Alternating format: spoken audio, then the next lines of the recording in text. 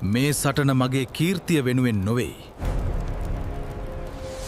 මේ සටන අපේ භූමිය, අපේ ජනතාව, අපේ බුදු සසුන වෙනුවෙන්.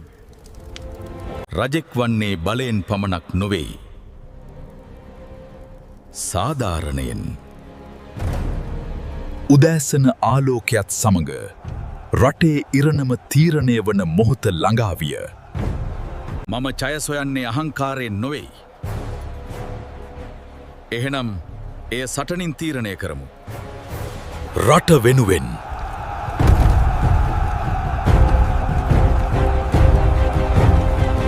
එදා බලයත්, ධෛර්යයත්, අධිෂ්ඨානයත් මුණගැසුණු මොහොතකට ඉතිහාසය වෙනස් විය. අද අපි ජයගත්තත් එලාර රජතුමාත් ගෞරවයට සුදුසු රජෙක්. ඉතිහාසය මතක තබාගත්තේ ජය පමණක් නොවෙයි. ගෞරවයත්ය. රහස් අතීතය.